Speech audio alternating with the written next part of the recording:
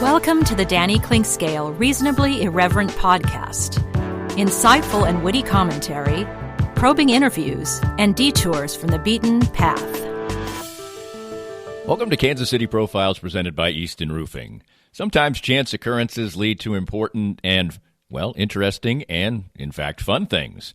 Recently, I played in a golf tournament, and it turned out one of my playing partners was James Watts, who is an ombudsman for the Black Archives of Mid-America, and he said that it would make a great subject for a podcast, and I agreed. So he pointed me in the direction of Dr. Carmaletta Williams, the executive director of the Black Archives of Mid-America, and certainly not all. A distinguished career as an educator, author, speaker, and just about everything else.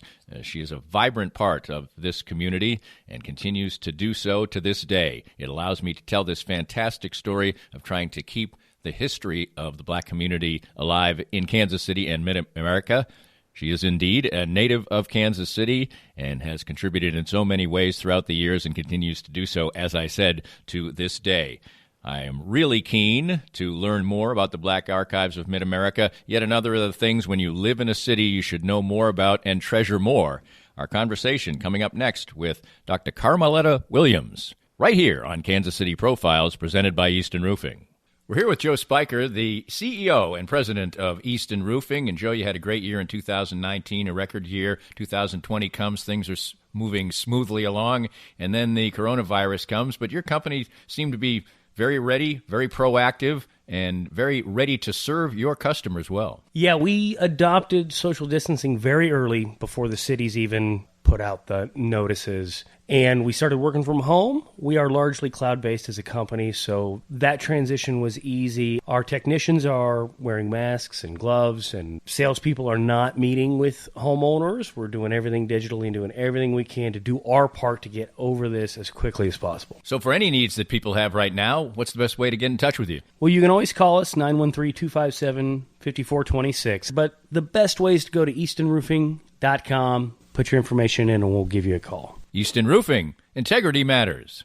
Cinematic Visions has been an affordable solution for professional media production in Kansas City since 2003, offering award-winning video production and creation, as well as a wide array of digital and social media management services. From planning, scripting, filming, editing, and post-production, to delivering your product to a watching world, Cinematic Visions will provide professional and affordable services for you and your business with the necessary return on investment to make it all worthwhile. Cinematic Vision's goal is to unlock the power of storytelling through video and a strong online presence for your company. Beyond the numbers, they want to inspire and evoke your clients to feel and act. Let my friends at Cinematic Visions embed your brand where it belongs, in your customers' minds.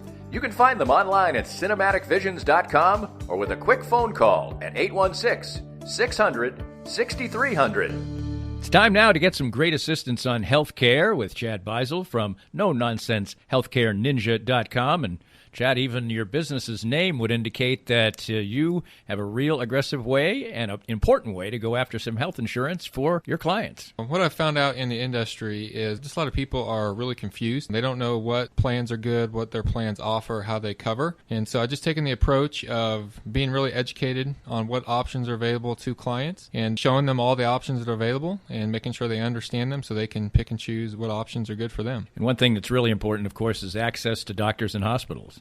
Absolutely. That's becoming a big issue for a lot of people. Some of the plans out there are going to restrict those clients to where they can and cannot go. So if you live just outside the Kansas City metro, some of the counties outside, you may not be able to go to some of the hospitals up here in the Kansas City area. So making sure that you have a plan that's got doctors and hospitals and places you want to go is really, really important today. Learn more by visiting no-nonsense-healthcareninja.com and let Chad help you. I'm here with Tim Emerson, the owner of Emerson & Company. And Tim, give us an idea of the range of services that you provide from Emerson & Company. At Emerson & Company, we do credit card processing, payroll services. We do bookkeeping, merchant accounts like point-of-sale systems. What would you say differentiates you from other companies in the field, and what makes you special? I think what makes us unique is that we're a small local business making regional decisions on companies. We create a profile for the business and then put it out to our different vendors in a very competitive environment and tailor those needs to the specific business, which usually ends up in a great fit or great result for the company. And, of course, the idea is to save money, right?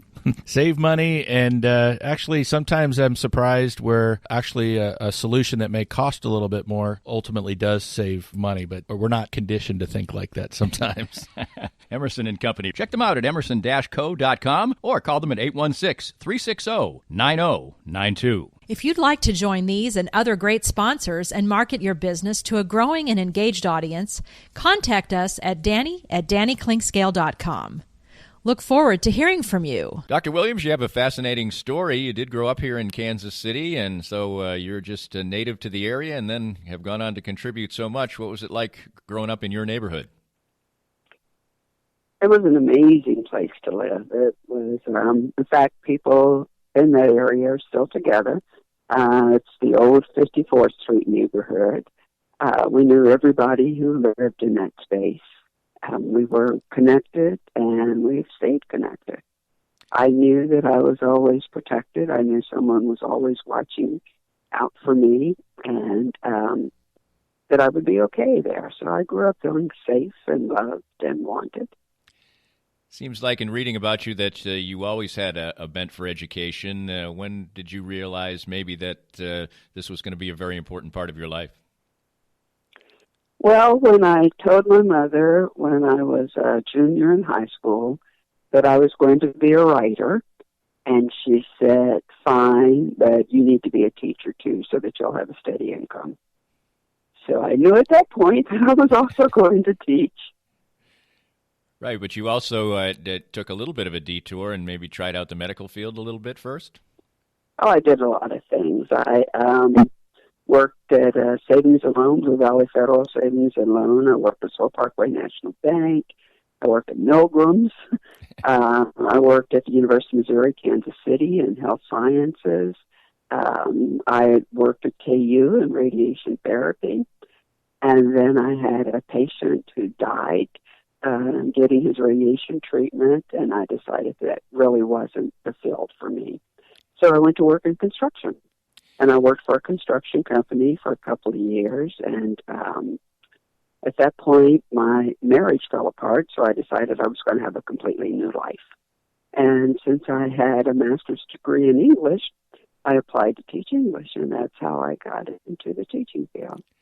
And that really must have been a passion for you, because you've mentioned, as I'm in doing the research, that you actually were quite successful in the construction business and made quite a lot of money, but it didn't make you happy.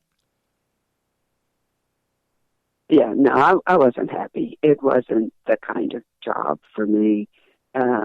Yes, I made an incredible amount of money because I got paid a salary and then a percentage of the job. I was a project manager. So I made good money, but it just didn't feel right to me. It wasn't anything that I loved doing or found a passion for. It was a job. And when I changed my life, I decided I wanted more than just a job. So I decided to teach. Well, it certainly proved to be an absolute wheelhouse for you. You started out as an adjunct professor at a couple of different places, and eventually both of them, Longview Community College and Johnson County Community College, offered you full-time. So why'd you take the step in that direction? Well, because I had colleagues at Longview, which is close to where I live, that said, you need to go away. I'm like, what? You don't want me here? And they said, yeah, but people appreciate you more when you go away and come back. And Johnson County had a bigger endowment, and so I decided to go. So I did. I went to Johnson County, and I never did make it back to Longview. What kind of areas did you immediately know what kind of areas you wanted to focus in as far as your teaching was concerned? I did. I had done an undergraduate practicum when I was going to teach in the school system. So I knew I wanted to teach people with learning challenges. who needed some help learning, and that was going to be my focus. And so that's what I did. I taught in a program called ABLE at Longview, which is Academic Bridges to Learning Effectiveness, and we taught people with all kinds of learning challenges. And then when I was hired on full-time at Johnson County, then I was the core content director for the developmental writing program. So that was it, but it's a challenging job, and it also wears you out.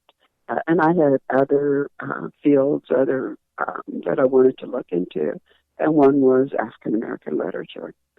So everybody teaches composition, so you know that that's on your schedule. But then I moved to be an adjunct facilitator, so I helped adjunct instructors who were teaching the developmental courses with their work and class preps, and then I taught composition literature and African American literature.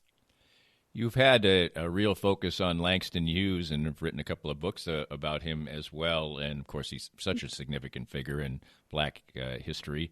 And what drew you to him? Well, Hughes is one of those people who never dies. Even in modern-day elections, we hear his work quoted. And he made that move to telling Black folks' stories their way. Before the Harlem Renaissance, most of Black literature was a challenge or followed the pattern of European literature. And Hughes and his cohorts in the Harlem Renaissance said, no, we're telling our stories our way. So you start to see a different slant to the way the stories of Black characters and Black lives are told. And he was the master at that. And fell in love with his work when I was young, and continued to love him. The work does still resonate, but sometimes when you're teaching it or you're about to teach it, do you find that you have to be sort of a bit of an evangelist about teaching something that seems so far in the past to some students, maybe? No, not really, because they understand that these young folks today, and one of the advantages of teaching in the community colleges, they're all adults. But even young folks, my grandsons, they see the relevancy in his stories because they still resound. I'm working with a group that's trying to raise money to make a documentary on Hughes, and we did a promo piece.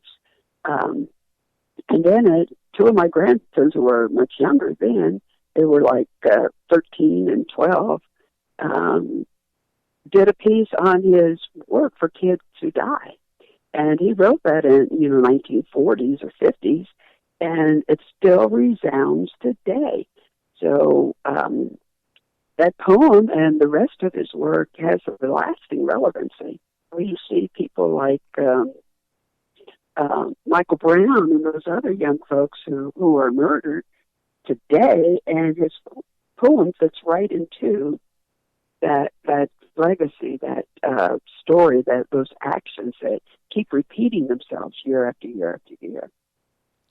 You've taught all over the world, and I guess your goal in one of the pieces I read said you wanted to teach on every continent except for the frozen ones, which certainly is a nice line. What was the inspiration for you doing that? My mother, she used to tell me that the world was bigger than my neighborhood, and my mother was a single parent. She was a nurse. She didn't make a whole lot of money, but every summer she would be sure to take us on a vacation. And those vacations would be trips to maybe St. Louis or down to the Ozarks, where she had friends who would let us stay at their places. And she would always tell me that it's a big world out there. And she would say that I was born to be jet set. And so she would encourage me. And I would tell her, well, I had an invitation to go to Africa. I don't know. And she's going like, go, what's your holdup? Or else she'd say, oh, I don't know, be careful. So I did, but I grew up knowing that there was a big world out there and that I should be a part of it. When you decided that it was getting close to time to, well, first of all, I wanted to touch on the fact you've also written a couple of children's books as well. And obviously, since a big part of your education was helping people who had some challenges forward, obviously that seems kind of a natural for you. But what were the children's books you were like, and how much fun did you have doing that? Oh, I had a great time doing it. The first children's book I wrote was J.C. and Grandma's Cane. And I wrote that book when my mother had a stroke, and my daughter just didn't understand how her once vibrant, active grandmother was suddenly challenged and in the bed and had trouble talking and walking. So I wrote that book, and then an amazingly talented woman, Natalie Sewell, who is on the East Coast and teaches art, illustrated it. So it is an amazingly beautiful book. I still have some for sale. That's J.C. and Grandma's Cane. And the other one was... J.C. Yeah, Grandma's Cane. But it tells about stroke and about how family support can help one heal. Then once I got her book, then my grandsons demanded equal time. So my second children's book, and I was going to write one for each one, but they decided, since they're brothers, they all wanted to be in the same book. So their book is Little J-X on the dreaded Mommy Water. And the Mommy Water is actually a Caribbean legend, but it immigrated to West Africa. So most people think that the Mommy Water is a West African tale, but it's not. But it's a story, and the Mommy Water can use her powers for good or evil.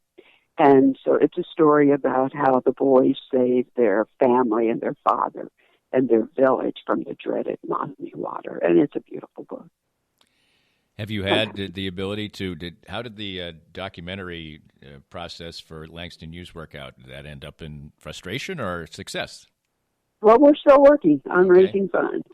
We have an amazing group of scholars who have partnered with us to help on this project from all over the country. They're the creme de la creme of Langston Hughes scholars. So they're also anxious in putting this together. Funding is a different matter. So we're still working to raise some money to make that movie, to make that documentary. Is there any way that the people who are listening to this can reach out and help?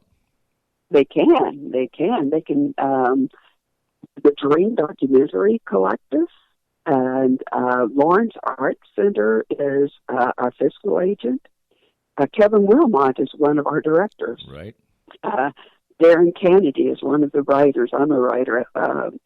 Edgar Tidwell is a writer. So if they'd like to make donations, they can send it to the Lawrence Arts Center for the DDC, the Dream Documentary Collective. More of Danny's Reasonably Irreverent podcast after this. It's time to visit once again with Dr. Brad Woodle of Advanced Sports and Family Chiropractic and Acupuncture. And Dr. Brad, your group has reached a significant milestone in receiving a prestigious award. Danny, we've been honored for the 10th year in a row to receive the 5-Star Service Award from Integrity Doctors. And what this means is that all of our offices throughout Kansas City have made sure to give people excellent chiropractic and acupuncture care, be on time, and do a very complete and thorough job, and have great responses back from patients. I know firsthand because I was just treated, for instance, today by you. You have a wide range of fantastic services. Absolutely. Chiropractic, acupuncture, physiotherapies, rehab, anything that you need to keep you well in bones, muscles, joints, and nerves. And I can't say how much it's benefited me in the time I've coming here. Upwards of 2 years, my back has improved 100%. And you can have that same kind of treatment too.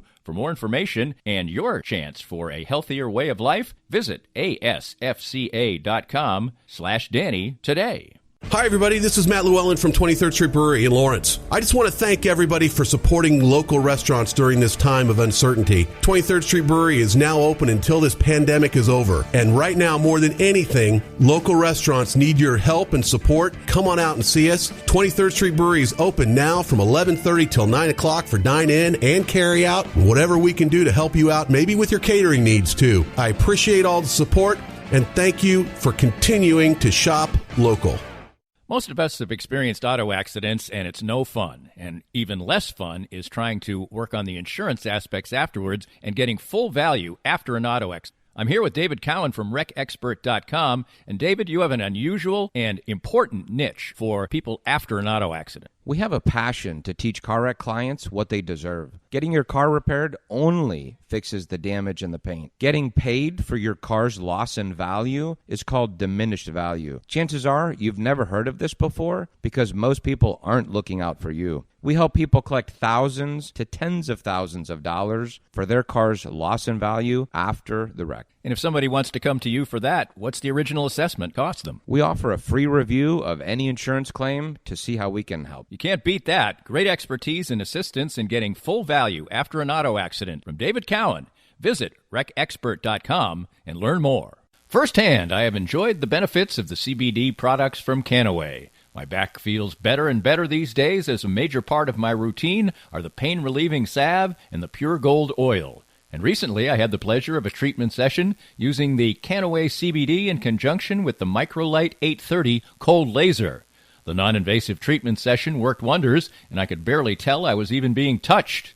TML 830 is the first 3B cold laser to get FDA approval, and in addition, the combination treatment with CBD is patent pending.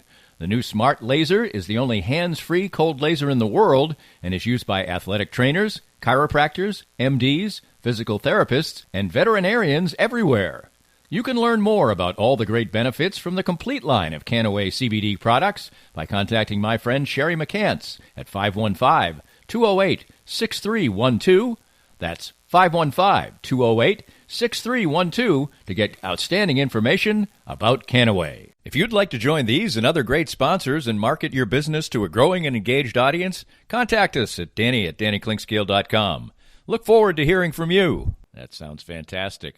Let's talk a little bit about when it was coming time for you to decide that you wanted to retire from full-time teaching. And our guest today is Carmaletta Williams, Dr. Carmaletta Williams, the Executive Director of the Black Archives of Mid-America, and we'll get into that here in a minute. But you've done so. Certainly, you didn't retire. What led you to retire full time from your teaching duties? Well, I retired because they were offering an early retirement, and I had an offer to teach in China.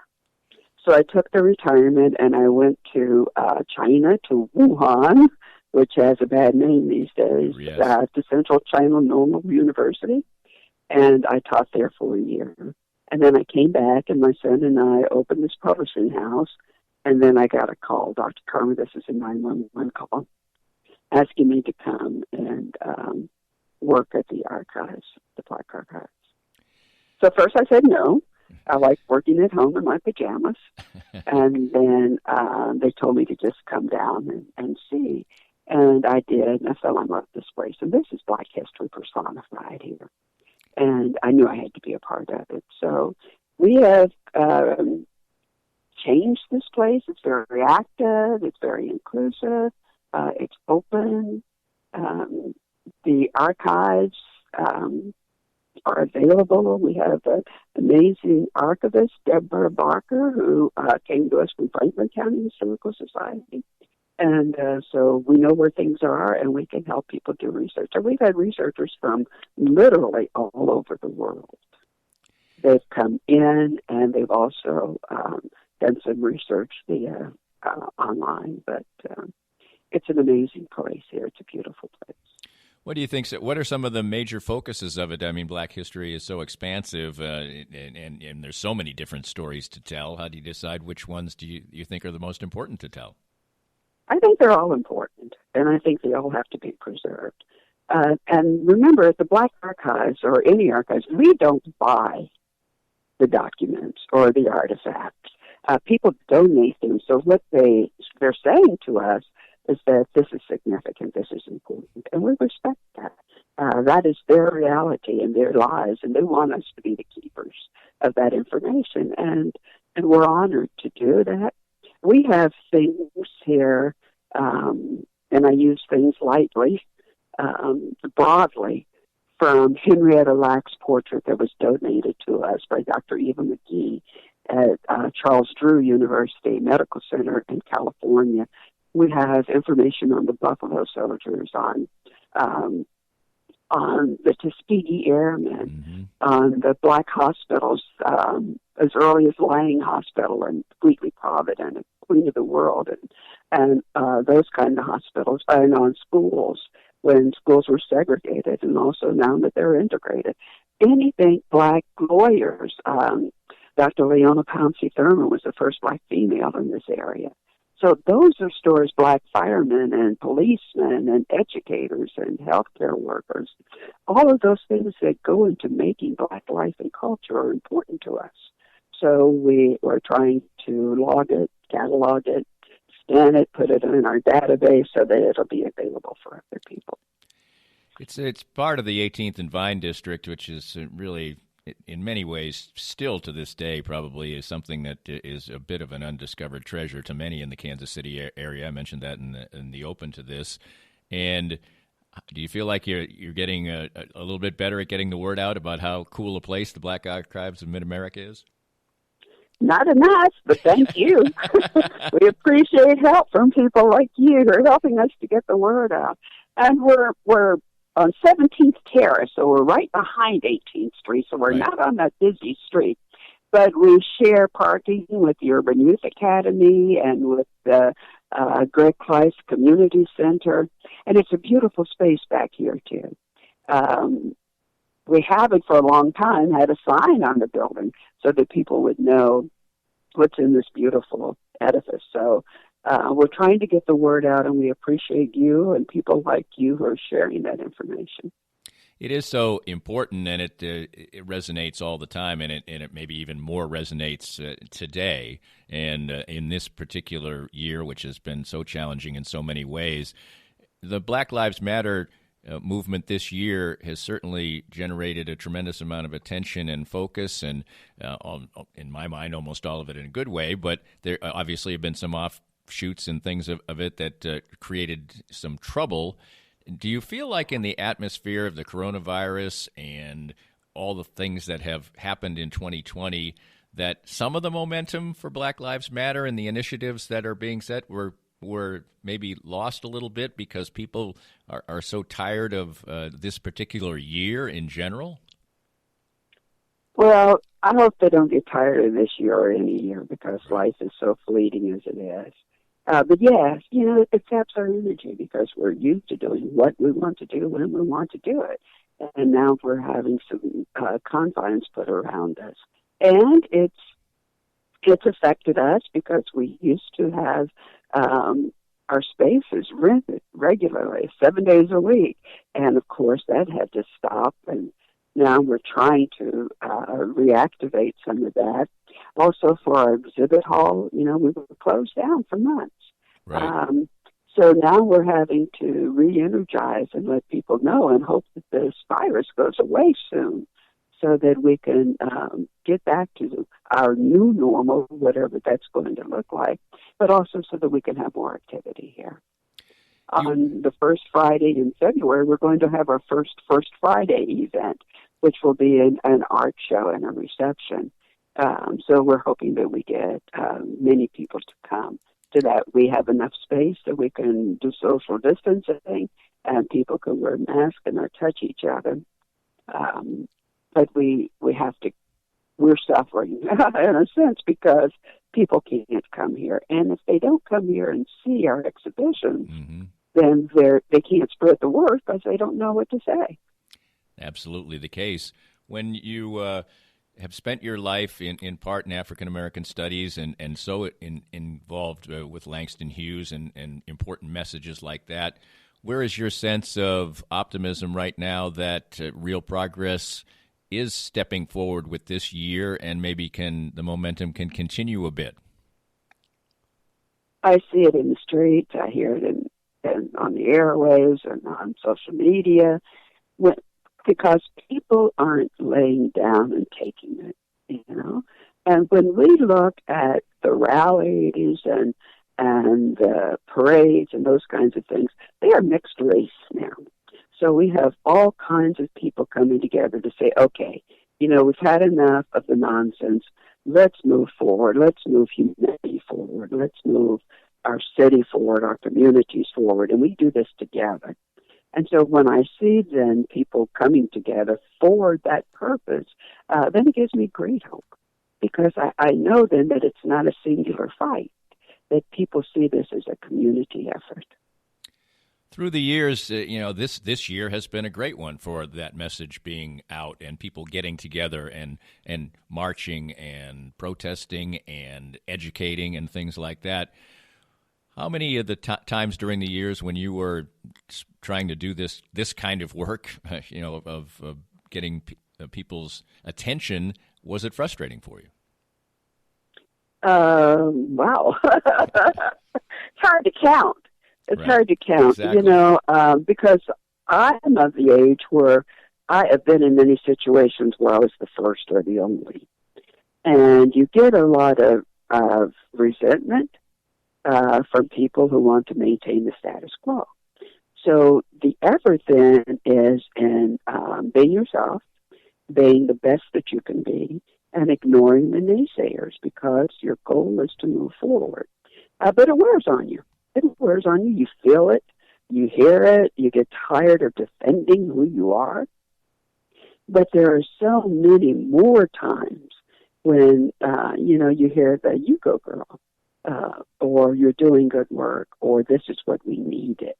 And when you hear that, then you understand that what you've been doing all along has helped you to be the person that you are now. And that's what it is for me. It's like, how can all of my experiences get together to make something better for humanity? I'm not going to be here forever. None of us are. But you want to make sure that the dashes between when you're born and when you die have some significance. And you see that happening, and you just have to overlook and turn a deaf ear to the naysayers. You seem to be somebody who will never stop doing that type of thing, and that it energizes you. I think one of the quotes you have said is that older people know a lot, and they have a lot to offer. And it seems to me that you continually have a lot to offer, and that must keep you really energized. It does, and I'm not that old, thank you very much. There you go. What do you feel like? Yeah. What do you feel like the next few years hold for you? And in getting back to the optimism you talked about, what do you feel like maybe the legacy you have helped create and can continue to create means to you? We're doing great work here at the Black Archives, and I see that taking a positive, productive, progressive stance and path, and we're doing new work. We're making events and making our building and our collections not only accessible but also important and valuable to the people that we serve. These people from not just our community stakeholders, but all over the city, all over the country, and all over the world. So the Black Archives is serving that purpose, and it's my job. And I see my purpose in this is to make sure that it happens, to make sure that we broaden the people that we serve, that we broaden the issues that we talk about, and also that we make more available all of the many thousands and thousands of documents and artifacts and photographs that we have here. We want people to access them. Every day somebody calls and says, "Can you help me with my family research?" Well, we're going to be able to do that by providing the place and the software where they can come in and be instructed and do their own. But that has to be done. I mean, these things don't just magically appear, and it's a lot of work, an incredible amount of work in getting them set up and getting them moving forward. And that's what we're doing here, and I'm very, very proud to be associated with this place. This podcast was made possible by our great sponsors like Easton Roofing, the presenting sponsor of Kansas City Profiles at the Danny Kling Scale Reasonably Irreverent podcast. Easton Roofing, where integrity matters. We hope you enjoyed the latest Danny Kling Scale Reasonably Irreverent podcast. Come back soon for something fresh and new.